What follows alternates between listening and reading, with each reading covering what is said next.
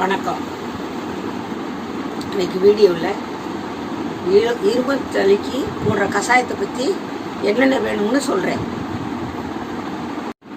கஷாயத்துக்கு தேவையான பொருட்கள்: திப்பிலி,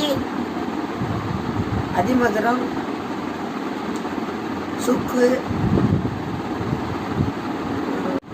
ஓமம், மிளகு. இது எல்லா பொருள்களையும் 5 கிராம் எடுத்து தூள் பண்ணி ஒரு டப்பாவில் போட்டு வைங்க. 2 பேருக்குன்னா 2 டம்ளர் தண்ணி வச்சு 2 ஸ்பூன் போடுங்க. அந்த பொடியில் போட்டு நல்லா கொதிக்க விட்டு 1 டம்ளராக வற்ற வச்சு ஆளுக்கு 1/2 கிளாஸ் குடிங்க.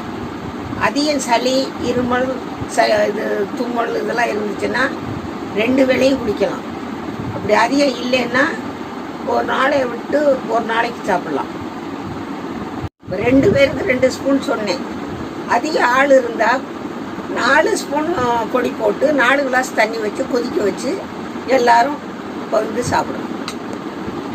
சொன்னது பெரியவர்களுக்கு. வீட்டில் குழந்தைகள் இருந்து அவங்களுக்கு இருமல் சளி இருந்தால் 1 சங்கு இந்த கஷாயத்தில் 1 சங்கு பால் ஊற்றி நாட்டு சக்கரை 1 ஸ்பூன் போட்டு கலக்கி கொடுக்கவும்.